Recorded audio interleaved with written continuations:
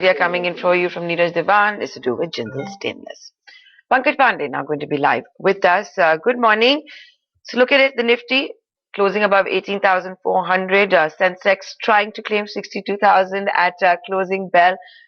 Pankaj Pandey, with markets trading where they are over here, what's the strategy you might have put out to clients, etc., for the pockets where they can make money? Hi, good morning. Thanks for having me. I think on the Nifty, when you sort of look at about one third of the weightage is driven by banks. Banks, in generally, across banks, you're seeing high credit growth. Spreads are better. ROAs are improving. So I think so that part of the Nifty looks sorted. I think IT overall, our sense is that risk reward is good with overall global macro sort of improving. So I think with both bank and IT combined, 50% of the Nifty looks sorted. And which is why we believe that overall Nifty is headed towards fresh lifetime highs.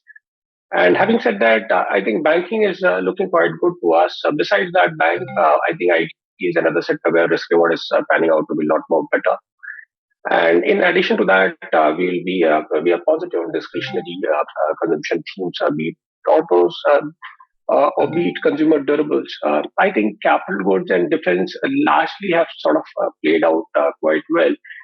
But fresh entry at current levels, I think, is a bit challenging. So consumer durables plus banking, IT, and autos are looking good to us even from current levels.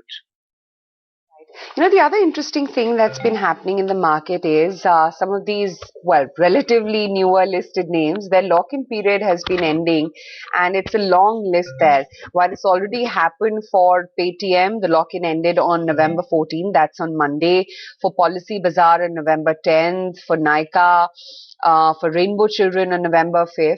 You've also got a whole host lined up in the next 10 odd days or so, everything from Dreamforks to eMudra to Ethos to a Go Fashions, wherein the lock-in period ends on 28th. Tarsan Products, Venus Pipes, etc. are still in the pipeline. So is Delivery as well as Sirma SGS. Pankaj, just wanted to understand whether you've been a buyer in any of these new age tech / newly listed businesses. I think we have been avoiding this space for quite some time, and we are still sort of not very gung ho. I mean, my perspective is very simple. When you sort of look at, say, FMCG as a sector, probably that is where you get 10 times sales, but that's a profitable and a stable cash flow kind of a model. Similarly, when you sort of look at CRAMS as a space, something like DVs, where on forward basis we are giving about 8 to 9 times sales for their CRAMS business. And that also is a 40% EBITDA margin kind of a business. So somewhere down the line, whenever all the rest of the other players or segments, when you look at, if it is trading in excess of 10 times sales with not the kind of profitability though these two segments sort of offer, it's very difficult to turn bullish on some of these counters, and which is why we have been avoiding this space for quite some time. I don't expect to sort of touch them in near future as well.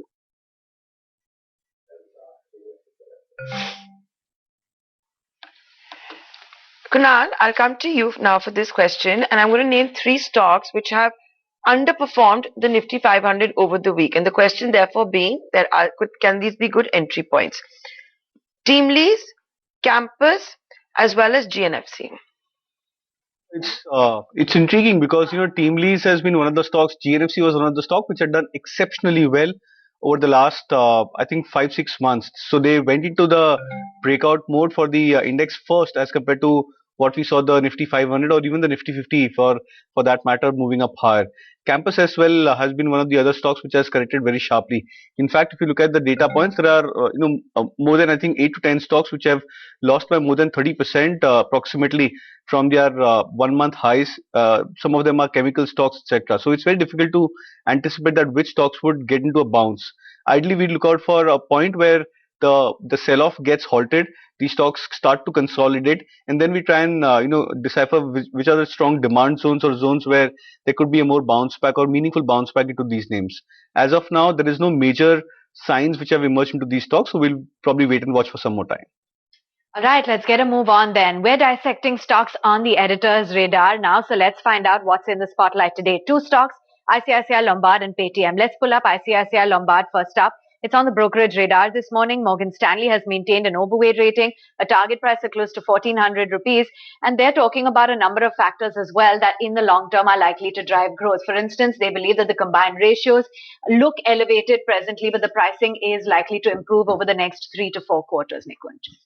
See, I think the entire insurance sector has taken a backseat. Yeah, the stock's so muted over the last now, 6 months, 1 month. Post-COVID, are we buying more health insurance? Post-COVID, yes, car insurance and car sales were down, but car insurance and general insurance is coming back. ICICI Lombard, I think, has suffered largely because they've been expanding a lot, and the combined ratio, which is the expenditure versus what's the total money which they collect via premium, that is higher. The company is talking about a guidance where they want to bring it down to level which is from the current level of 100 and 405 to levels of 100, which means operationally they are looking at making the company independent of the investment income. It's an underperforming stock. Look at the 3-year chart of ICICI Lombard. I think it fell in COVID, then it has never made a comeback. It has always got compared with Star Health and what Star Health has done, and that became the big listing. So ICICI Lombard, because Star Health has better ratios, took a backseat. But I guess somewhere insurance could be the comeback sector for 2023.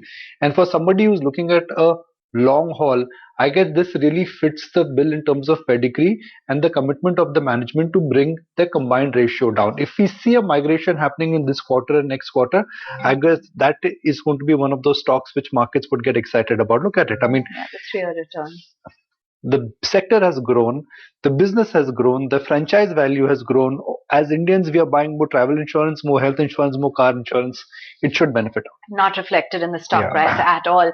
Let's move on then. And here's Paytm in the spotlight in today's trading session. A SoftBank Group is going to sell about 29 million shares in the counter. In terms of the overall pricing, that's at about 555 to 601, which is a 0 to 7% discount to the trading price. And Nikunj, by and large, looking at the analyst recommendations for Paytm, it does definitely veer towards the sell. No, it's strange. If you look at what a Goldman Sachs and what other foreign brokerages have a better understanding of some of these businesses because they serve to clientele or global investors who typically buy into these businesses, all of them feel that Paytm, it is on its path to recover. Business is firing full cylinders and they are committed to make the company EBITDA break even in next financial year. I think the problem about Paytm is the supply.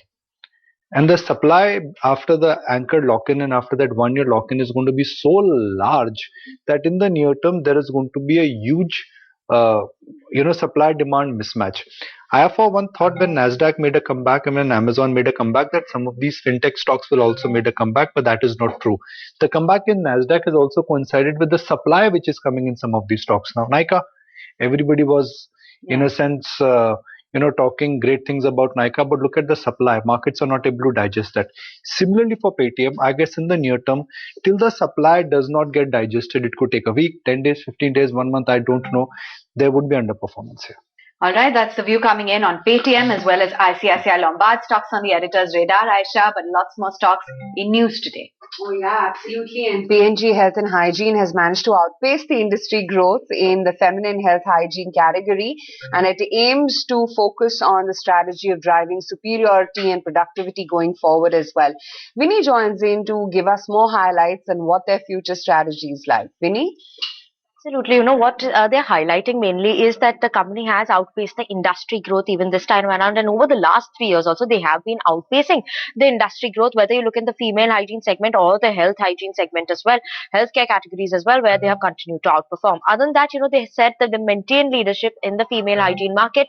On a year-on-year basis, yes, the market share is flat. It's at 49%, but still maintaining that leadership on that front, while also in the market share in Wix, they have 48% market share there, which is this time around they've seen an increase of around 70 basis point on a year-on-year basis. Other than that, what they're highlighting in terms of raw material inflation, that has continued, but the price hikes that the company has taken, that is not equivalent to the raw material inflation that's seen coming in over this last year. Healthcare business has continued to grow as well, especially the penetration across the entire range is something that is supporting the growth of the healthcare categories of the company. Outlook, what they're saying is that these unprecedented market challenges that we've seen coming in, that could remain in the near term as well. That uncertainty could remain. Other than that, the company said they will continue to focus on the strategy of driving superiority, productivity, and deliver a balanced growth and value creation. And lastly, they expect it to maintain a growth rate of around 12% in the range over the mid to long term as well.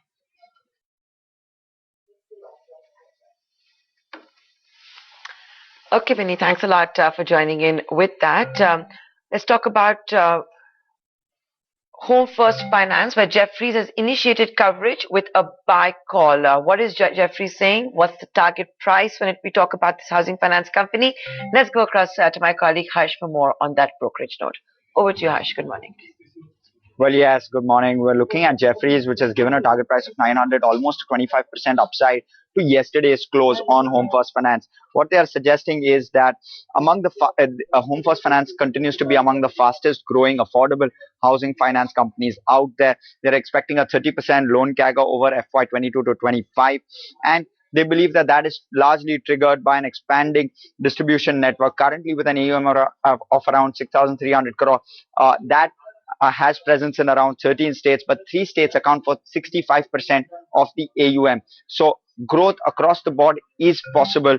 There is a lot of scope for growth here. What they're also saying is that that there is a superior productivity. That means that every branch is lending 2 to 3 times in terms of value of loans, cumulative value of loans versus some of their other compete. So there is more efficiency here. Further, a centralized underwriting system as well as better tech is what's enabling them to grow faster. That means that will translate to roughly 28% NII growth over the FY22 to 25 period, and they believe that asset quality too should improve in the bargain along with this growth. They're penciling in credit cost of around 32 bips all the way up to FY25. That they believe will enable EPS growth of around 24% over the FY22 to 25 period, with ROAs clocking 3.4%. So largely quite bullish on Home First Finance, Jefferies.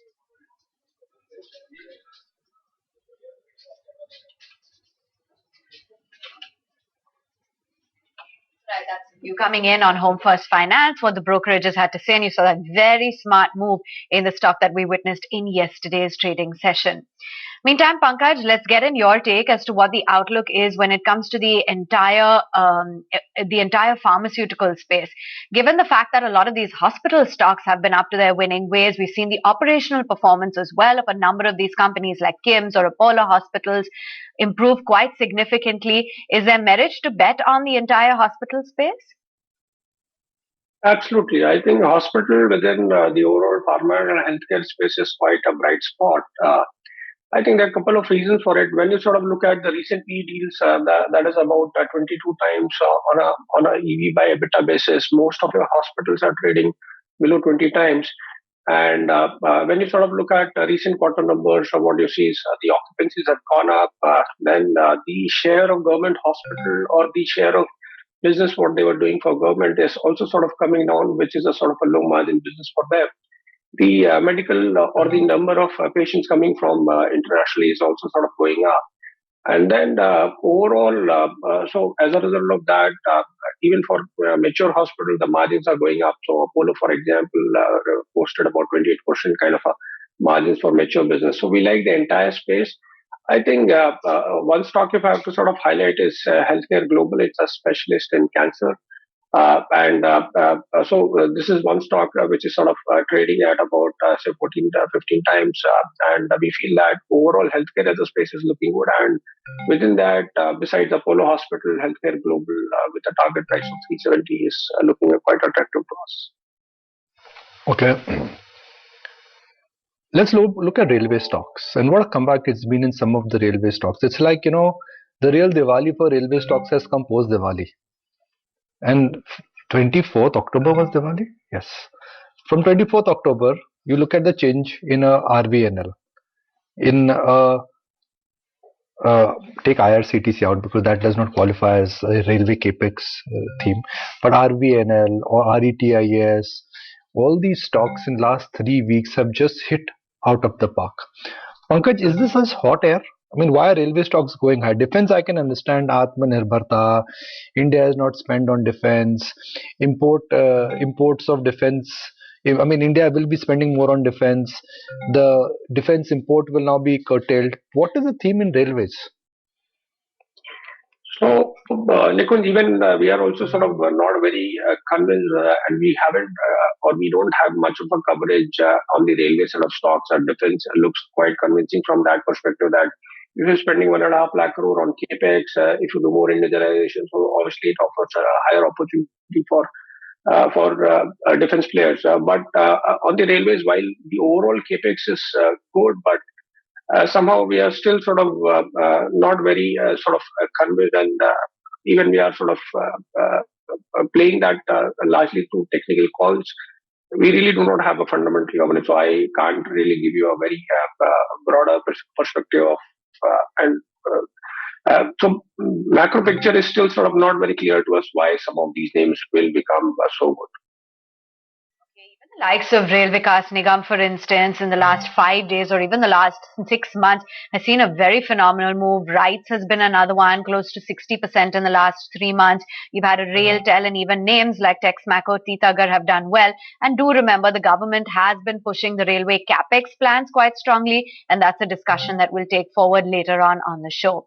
But time for some top fundamental recommendations then. We keep getting you snapshots of what our fundamental guests are recommending as top stock ideas for investors.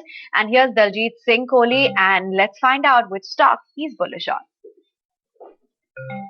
Urban Fashion was a Diwali pick. Manyavar was an earlier pick for quite some time. So these two again on the basis of the pent-up demand as well as the aspirational expenses which people are looking at. After 2 years, they were not allowed to celebrate occasions, so a lot of occasions are now there. Weddings, like since yesterday, that tweet is moving. 32 lakh weddings, 3.75 lakh crore expenses to be done by Indians. So all of that will find some way or the other in some of these places.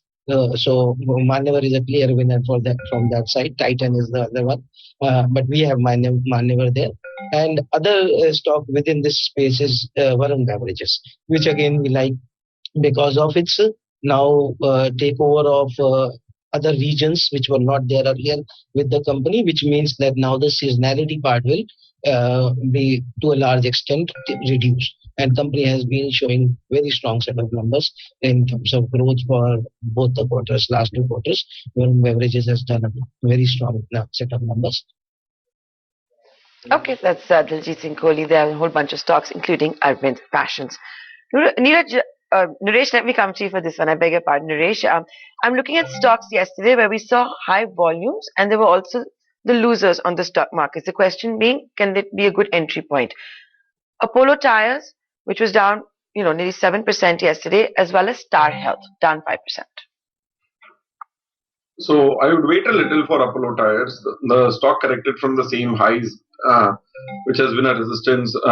Say 2017-18 highs were around that 300 mark. Recently, in the last 3 months, it has made 2 attempts around those areas. The last big breakout zone for the stock is closer to 265 to 255 zones. So that is the price point you want to enter slowly, because the longer term structure could eventually be where it breaks out about 300. So for now, would wait for a move towards 265 to 255 to start looking at as a buy on dips. Star Health, on the other hand, is a stock which was trying to make an upper base, trying to break out of that 760 mark. Tried for the last 3-4 months, did not work out well, and the stock is again corrected. The previous low for the stock is closer to 500. So overall, the trend continues to remain weak. There was a little hope when it started sustaining that 700 mark. So for now, out here, it is still in a void. Okay. Pankaj, where is Maruti headed? I have got, it's one of those, it's like what's happening in politics in US. Everybody is divided. Maruti is one stock where everybody is divided. There are 50% folks who feel that, okay, it's a leader, they're doing the right thing by not going in EV, they are focusing on the SUV market, fantastic. There are other 50% who feel that Maruti, the butter is missing from the bread now. They should have moved into EV. Tata Motors will take over Maruti. If you're not in EV, then essentially you're not in the future business. So on Nikunj, on Maruti, we have turned positive largely from the perspective that the discretionary demand is looking quite strong to us. There has been a good margin recovery from mid-single digit to low double digit. And our sense is that they've played some of the things right in terms of CNE portfolio doing better. Then I think they're sort of slow in EV, so it's not that they are going to be completely absent.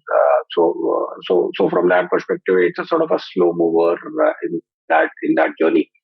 But our sense is that being a market leader and also because of the scarcity, because if you have to sort of play a passenger vehicle theme, I think besides Maruti, you have M&M, which has already sort of rallied, and Tata Motors is still struggling with the issues on the JLR front because I think volume recovery in JLR is still 2 quarters away.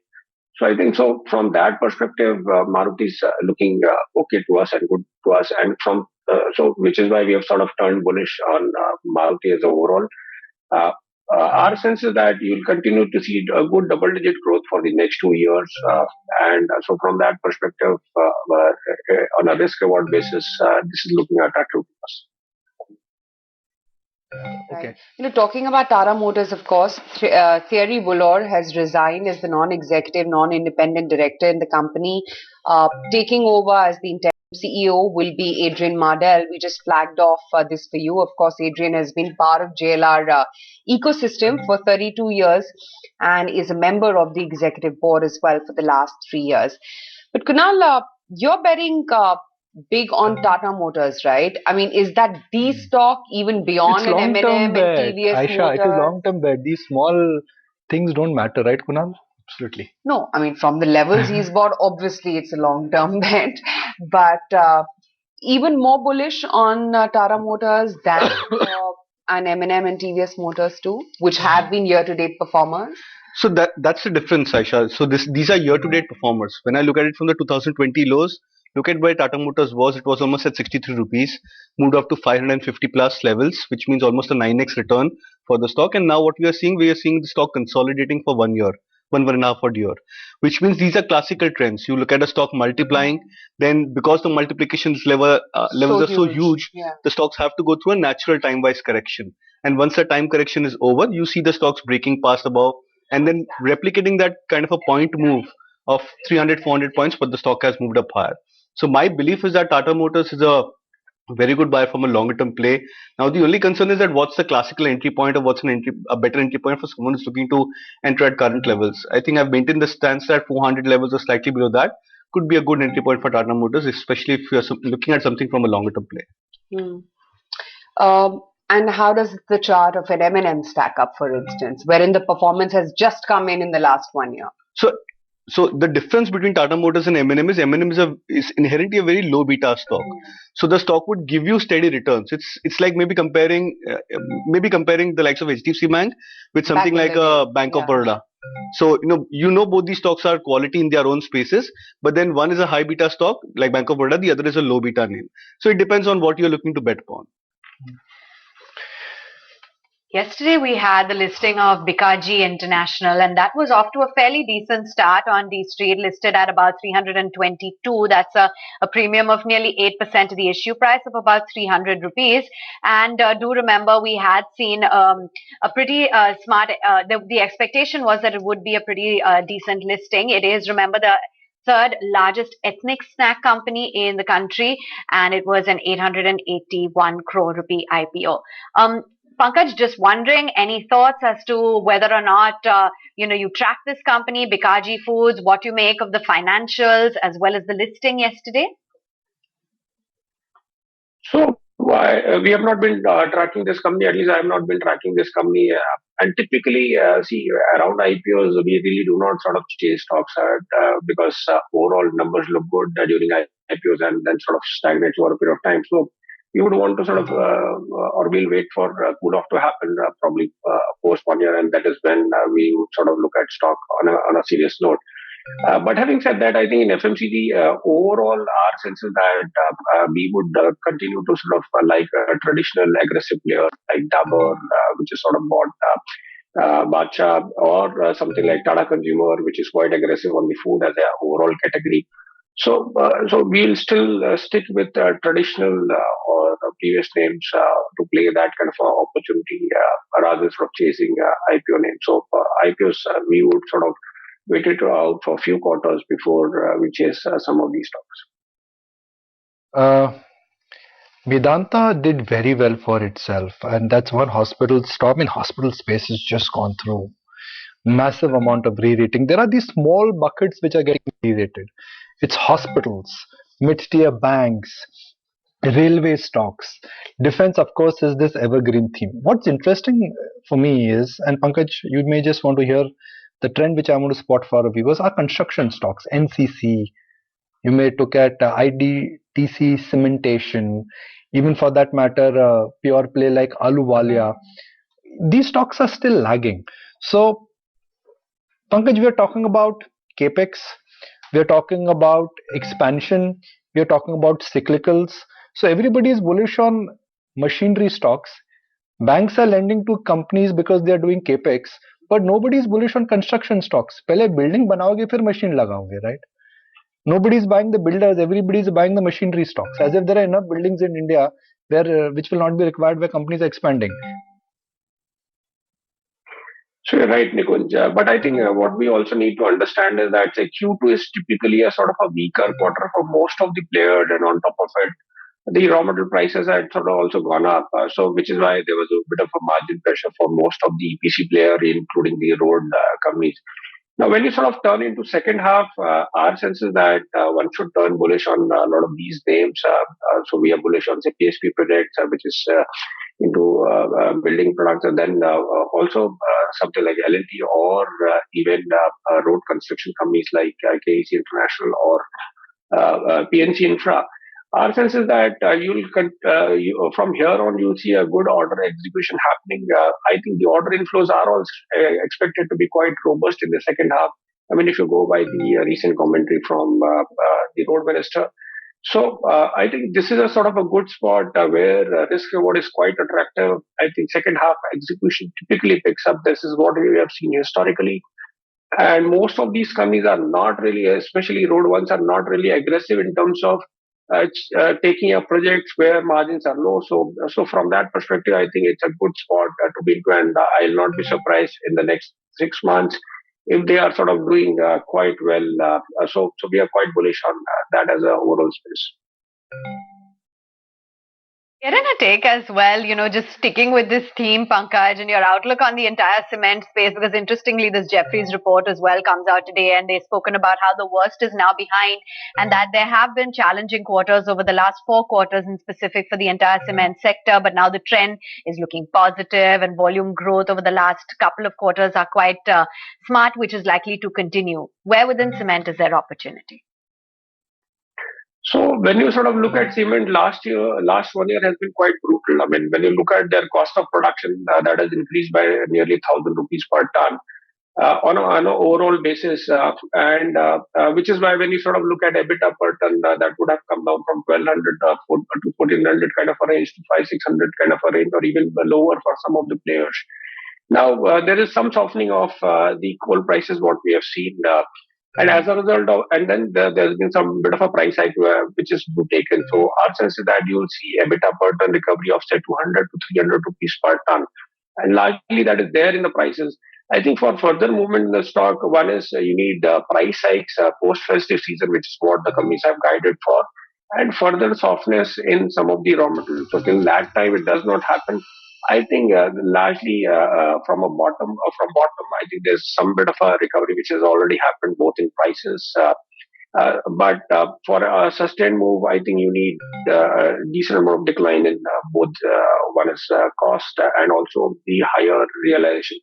I think we are still sort of waiting for that confirmation to happen to turn further bullish on cement as a overall space.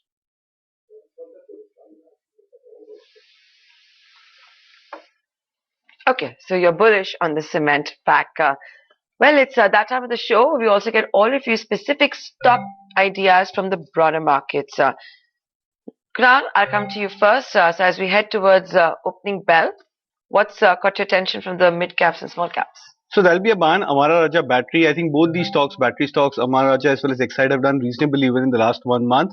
And I think at 635, 36 for Amara Raja battery, the risk reward is also attractive from current levels. So I would probably sense that this could be a start of a multi-month, quarter uptrend for Amara Raja battery. So would suggest a buy. Short-term traders could look at a target of 666, stop loss at 618.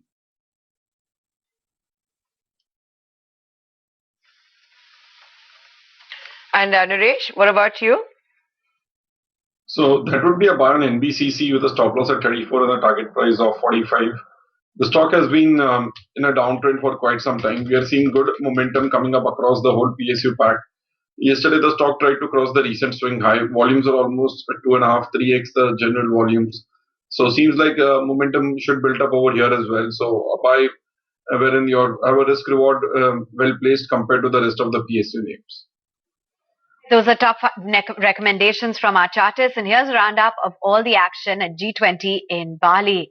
The baton of presidency has been passed on to India. The Prime Minister highlighted that the theme and the goal for the next summit, he coined data for development, saying that that's going to be an integral part of India's presidency. And the mantra will be one earth, one family, one future. The Prime Minister has said that the endeavor of G20 will be to give an impetus to collective action. Meantime, the Prime Minister also met his UK counterpart, Rishi Sunak, who gave the go-ahead for 3,000 visas for young professionals from India to work in the UK each year. Sources say PM Modi and Rishi Sunak also discussed the importance of an early conclusion of the free trade agreement between the two countries. And a major furore over a missile hitting NATO member Poland territory where Russia was suspected to have launched the same, sparking fears of a larger confrontation between US and Russia. US President Joe Biden in fact says that the missile may not have been fired by Russia as it was not targeting the area. Whereas the NATO chief added that the incident in Poland was likely caused by the activity of Ukraine's air defense systems. In fact, let's hear out what Joe Biden had to say. Too early to say whether this missile was fired from Russia. There is preliminary information that contests that. I don't want to say that till we completely investigate, but it is. It's unlikely in the minds of the trajectory that it was fired from Russia, but we'll see. Right, and Chinese President Xi Jinping confronted Canadian PM Justin Trudeau on the sidelines of the G20 summit. In fact, she was heard telling Trudeau that matters discussed earlier have been leaked to papers. Trudeau held his ground and said, "In Canada, we believe in free and frank dialogue." Where is Paytm in the pre-open session? Because the SoftBank block deal, if it's happened or it will happen at a substantial discount. That's a problem with Paytm. The selling is huge and the buying is less. I mean, obviously somebody's, buying at lower levels, but 563, 650s become 560 in a matter of just a couple of days. Tata Motors, one more resignation. What's going on? One more resignation. And it's having impact on the stock. Well, 420, just a coincidence. 2.5% down for Tata Motors in the pre-open session. HDFC Bank yesterday did a pole vault in the second half of trade, really saved the bank Nifty from a free fall. But today looks like HDFC Bank also may not be in for a good start. And Bajaj Finance reversed completely yesterday from the large cap space. Let's look at Bajaj Finance. And 6,900 is where I remember seeing Bajaj Finance. 35 rupees to 68.60. That's Bajaj Finance for you. Pankaj Pandey, at what point in time you would say Bajaj Finance is a steal stock to buy? I mean, when I say steal, it's a cheap stock to buy. So it has always traded Nikunj at 6 to 8 times for the adjusted book basis. Compared with that, when you sort of look at Kotak Bank, which is trading or somewhere about 3.8 times. So it is relatively, it is going to be expensive. But our sense is that, see, up till now, banks have been sort of doing well, and NBFCs have been sort of typically laggard because interest rates have been going up, and there was a fear that probably margin compression for NBFCs could be higher. Now, with inflation sort of softening, with the overall expectation that probably things could, or the interest rate hike could be milder, I think probably risk reward wise, Bajaj Finance or NBFCs are looking relatively attractive. So I think probably this is a time for them to sort of perform. Level wise, like I said, I mean, it's still trading at a substantial premium to a lot of banks, what you sort of compare. So that way, I can't sort of give a level in terms of what level it can come down to. But I think within NBFCs, we would traditionally prefer B2C NBFCs rather than wholesale funded NBFCs, so which is where I think Bajaj Finance fits in. Pankaj Pandey, good to have you on the show. We'll let you go on that note. Let's shift focus.